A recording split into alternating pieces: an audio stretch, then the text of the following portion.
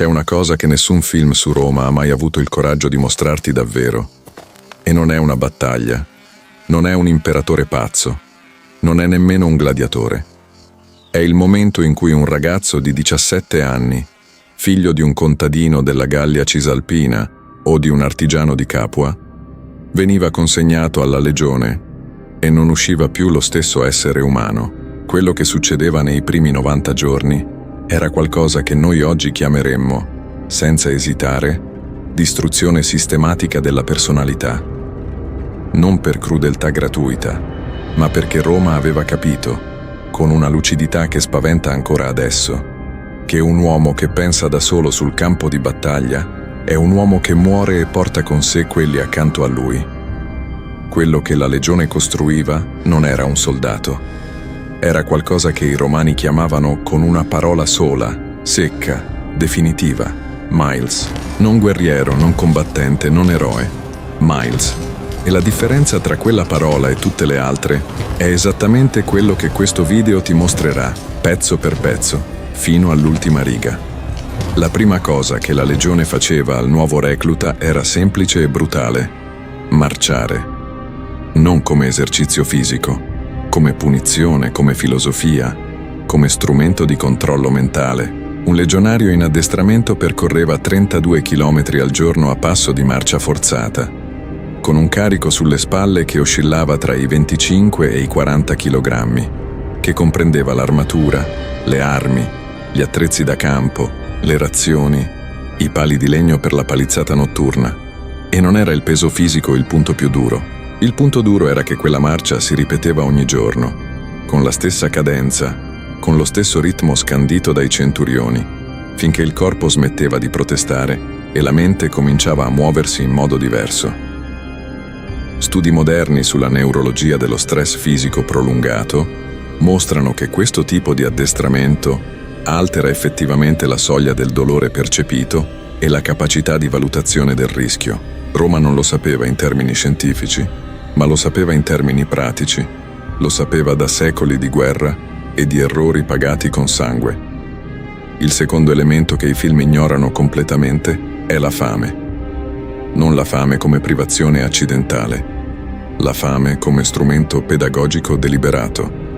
I legionari in addestramento mangiavano razioni calcolate al minimo necessario per mantenere la capacità fisica, non per soddisfare l'appetito. Il frumento era la base, secco, spesso non macinato finemente, cotto nel modo più rapido possibile. Il sale era così prezioso che parte della paga militare veniva corrisposta proprio in sale. E da lì viene la parola salario, che usiamo ancora oggi senza pensarci, ogni mese quando guardiamo il nostro conto in banca. Quando un'unità si comportava male in addestramento o mostrava segni di cedimento disciplinare, la razione veniva ridotta ulteriormente e sostituita parzialmente con orzo, che era considerato il cibo degli animali e dei vinti. Non serviva nemmeno spiegarlo. Tutti capivano cosa significava ricevere orzo al posto di frumento. Era una dichiarazione pubblica di fallimento, visibile a ogni compagno di legione. E quella vergogna collettiva era più potente di qualunque punizione fisica, perché agiva su qualcosa che la carne non sente, ma la mente non dimentica mai. L'umiliazione davanti a chi conosci. Ma il vero meccanismo che Roma aveva costruito, quello che nessun regista di Hollywood ha mai saputo come mettere in scena, era qualcosa che operava sul gruppo prima ancora che sull'individuo. Si chiamava decimazione, e il nome dice già tutto. Se un'unità mostrava codardia, diserzione, ammutinamento o crollo collettivo davanti al nemico, veniva schierata tutta intera e ogni 10° uomo veniva scelto per sorteggio. Quell'uomo veniva ucciso dagli altri 9, a mani nude o con bastoni. Non dai centurioni, non dai superiori, dai compagni. Questo è il punto che blocca la comprensione moderna e che nessun film ha mai tradotto correttamente. Perché non c'è un villain, non c'è un eroe che si ribella. C'è solo un meccanismo che insegnava a ogni legionario, nel profondo, che la sopravvivenza del gruppo valeva più della vita del singolo e che essere il membro debole dell'unità poteva costare la vita non al tuo nemico, ma al tuo compagno che ti conosceva da anni. Quella pressione psicologica era perpetua, silenziosa e totale. Non finiva quando finiva l'addestramento. Non finiva quando iniziava la vera guerra. Era il tessuto su cui era costruita ogni singola giornata di servizio. Il gladio, quella spada corta che è diventata il simbolo visivo del soldato romano, non veniva insegnata come strumento di duello. Veniva insegnata come riflesso condizionato. I recluti passavano settimane a colpire un palo di legno di altezza umana con un gladio in legno che pesava il doppio dell'arma reale, non per acquisire forza, anche se quella arrivava, ma per costruire movimenti automatici che funzionassero anche quando il cervello aveva smesso di elaborare per terrore, stanchezza o dolore. Il centurione che presiedeva a questo addestramento non cercava velocità, cercava uniformità. 2 recluti che colpivano in modo identico valevano più di uno che colpiva in modo brillante, perché sul campo una formazione compatta funziona come un singolo organismo e ogni variazione individuale è una falla. Vegezio, nel suo trattato militare del IV secolo, scrive con una chiarezza che ancora oggi sorprende che la differenza tra un legionario e un guerriero comune non era la forza, non era il coraggio, non era nemmeno la qualità dell'armatura. Era il fatto che il legionario continuava a muoversi correttamente anche quando tutto dentro di lui urlava di fermarsi. Quello era il prodotto finale dell'addestramento romano. Non un uomo più forte, un Miles, qualcuno che funzionava anche quando aveva smesso di essere un uomo. Nel prossimo blocco entra il sistema che trasformava queste persone in qualcosa di ancora più difficile da sconfiggere, e c'è un momento specifico documentato dagli storici che cambia completamente il modo in cui guardi l'architettura militare romana. C'è un momento specifico nella storia delle campagne militari romane che gli storici citano spesso, ma che raramente viene spiegato nel modo che merita. E quel momento è la prima volta che un esercito nemico vedeva costruire un accampamento romano, non attaccare, non schierarsi in battaglia, costruire. Perché quello che accadeva ogni sera, dopo una marcia di 30 chilometri con 40 chili sulle spalle, era qualcosa che nessun nemico di Roma aveva mai visto prima. In meno di 3 ore, su un terreno scelto con criteri precisi, migliaia di uomini trasformavano un campo aperto in una città difensiva temporanea, completa di fossati, palizzate, vie di comunicazione interne, tende disposte secondo una mappa che non cambiava mai, qualunque fosse il terreno o la stagione. La posizione del pretorio, il quartier generale del comandante, era sempre identica. La posizione dei manipoli, delle riserve, degli animali da soma era sempre identica. Un legionario che si svegliava nel buio completo sapeva esattamente in quale direzione muoversi per raggiungere la propria postazione difensiva senza fare un solo errore, perché la mappa mentale di quell'accampamento era stata memorizzata nel corpo attraverso mesi di ripetizione. Non era una base operativa, era una dichiarazione di potere costruita ogni sera e smontata ogni mattina, un messaggio visibile per chilometri che diceva: siamo stati qui, siamo in ordine, siamo già pronti per te. Quando i capi tribù germanici o i comandanti galli osservavano questo processo dalla distanza, la reazione documentata era quasi sempre la stessa: stupore misto a qualcosa che si avvicina molto alla paura. Non perché le palizzate fossero insormontabili, ma perché quello che stavano guardando non somigliava a nulla di ciò che conoscevano come guerra. La guerra che conoscevano era fatta di slancio, di furore collettivo, di cariche improvvise, di guerrieri che combattevano per onore personale o per rabbia tribale. Quello che vedevano costruire i romani era un sistema, e i sistemi non si battono con il furore. Con il furore puoi uccidere un uomo, non puoi uccidere una procedura. I romani avevano capito qualcosa sulla psicologia della battaglia che i loro nemici non avevano ancora formulato nemmeno in modo vago. La guerra si vince prima che inizi, nella mente dell'avversario. Il processo di demoralizzazione sistematica che la legione operava non iniziava con la prima salva di proiettili. Iniziava settimane prima, con messaggi deliberatamente lasciati circolare nei villaggi vicini al campo operativo. Cesare, nelle sue guerre galliche, descrive come le legioni usassero i prigionieri rilasciati come vettori di informazioni psicologiche calibrate. Tornavano ai loro villaggi con racconti dell'accampamento romano, della disciplina, dei numeri, delle macchine da guerra, e quei racconti venivano lasciati circolare perché erano più efficaci di qualunque assedio. Una tribù che credeva di affrontare una forza soprannaturale combatteva male, ritirava male, cedeva in modo prevedibile. Era propaganda, con 2000 anni di anticipo su chi avrebbe inventato la parola.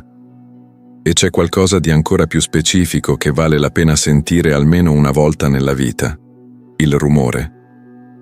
La legione in marcia produceva un suono che non aveva equivalenti nel mondo antico.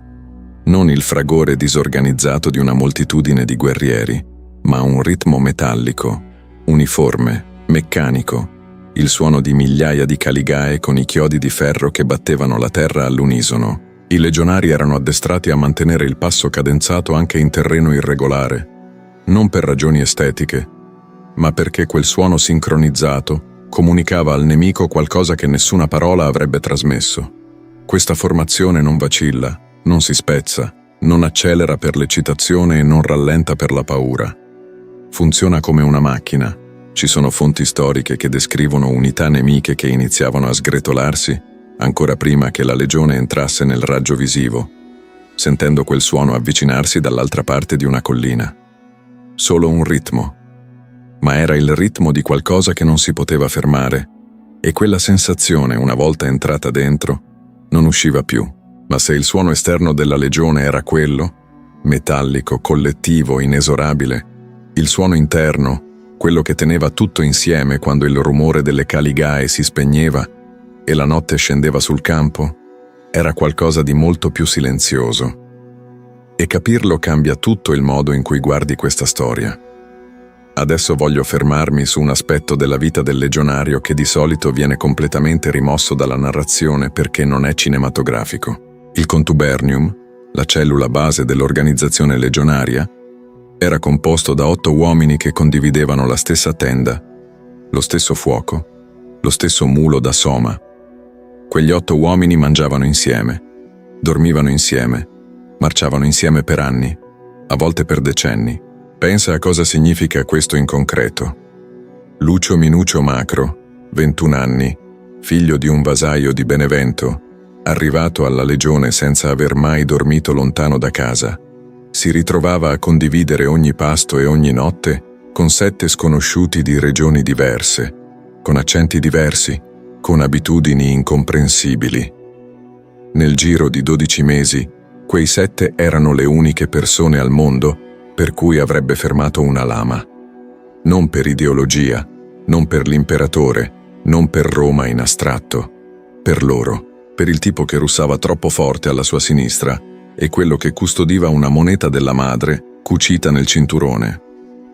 La ricerca storica moderna ha rilevato che la coesione del piccolo gruppo è il predittore più affidabile della performance in combattimento, molto più dell'equipaggiamento o della superiorità numerica.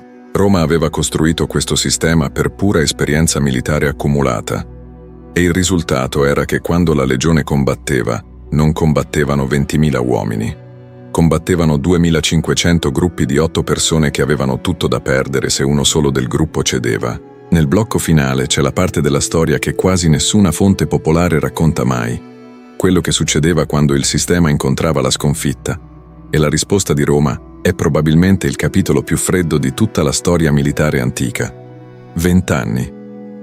Questa era la durata standard del servizio legionario nel periodo imperiale.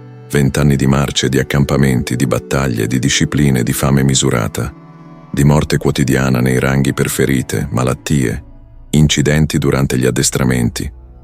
20 anni in cui il tuo nome diventava progressivamente meno importante del tuo numero di unità, del tuo rango, della tua posizione nella formazione. E alla fine di quei 20 anni, un legionario congedato riceveva qualcosa che non aveva equivalenti nel mondo antico: terra o denaro per comprarla, in una delle colonie che Roma fondava deliberatamente lungo i confini dell'impero. Questo non era un atto di generosità, era il meccanismo finale e più intelligente dell'intero sistema. perché trasformava ogni veterano in un presidio permanente delle frontiere romane. Uomini con una casa, una famiglia e degli interessi economici diretti nella stabilità di quel territorio.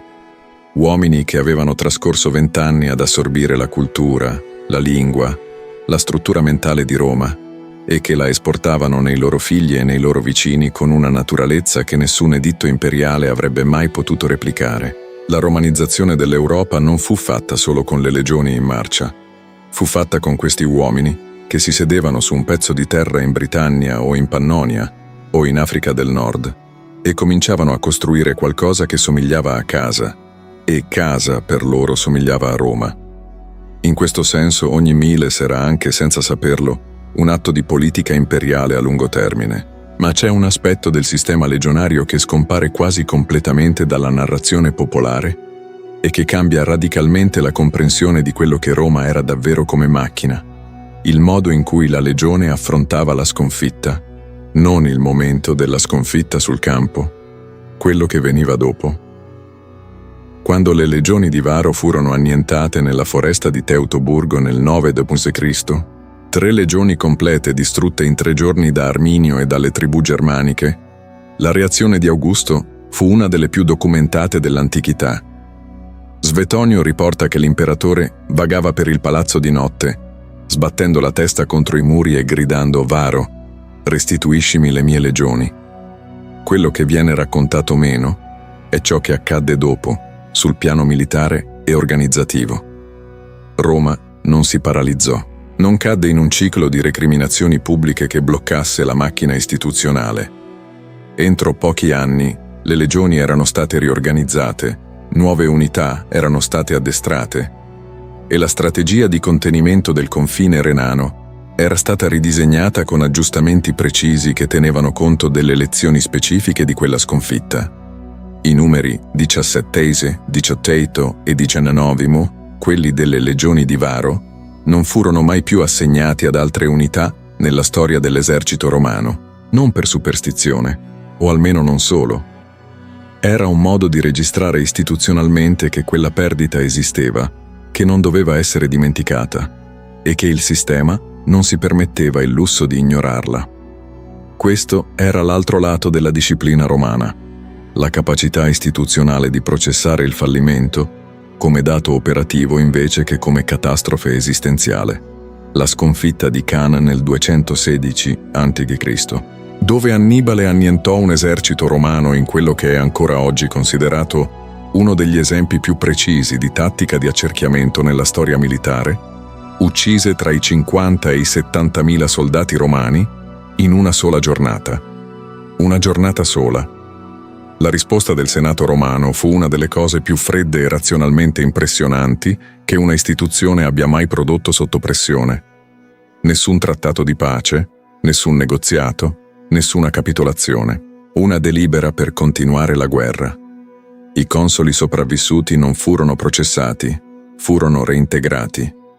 I prigionieri catturati da Annibale, che aveva offerto di restituirli a Roma pagando un riscatto modesto, furono abbandonati al loro destino con una decisione che Livio descrive come traumatica, anche per chi la prese, ma che rispondeva a una logica precisa.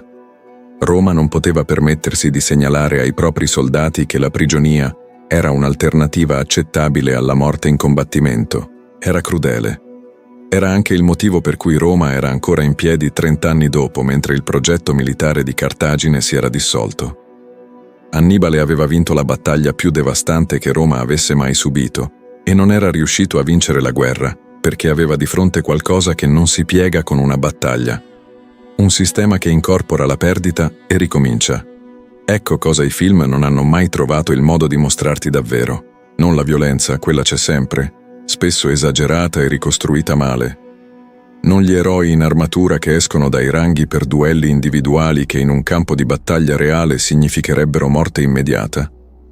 Quello che non riesce a passare attraverso uno schermo è la freddezza, la capacità di Roma di guardare una catastrofe e vederci un problema tecnico da risolvere invece che una tragedia da piangere. E quella freddezza non era indifferenza umana. Era il prodotto finale di quello stesso processo che iniziava il primo giorno di addestramento. Quando un ragazzo di 17 anni smetteva di essere se stesso e diventava qualcosa di diverso. Diventava un Miles, non un guerriero con un nome e una storia, una funzione all'interno di un sistema progettato per sopravvivere a chiunque si mettesse davanti. Il termine che Roma usava non era un insulto, non era una riduzione, era la massima aspirazione che quella cultura militare potesse immaginare. Diventare talmente affidabile, talmente preciso, talmente parte di qualcosa di più grande di te stesso, da non aver bisogno di un nome per contare.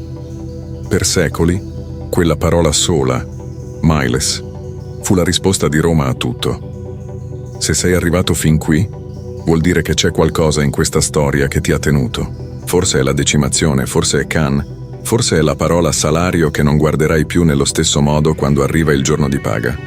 Scrivimelo nei commenti, davvero, non come formula, ma perché questi commenti costruiscono il canale nel senso più letterale del termine.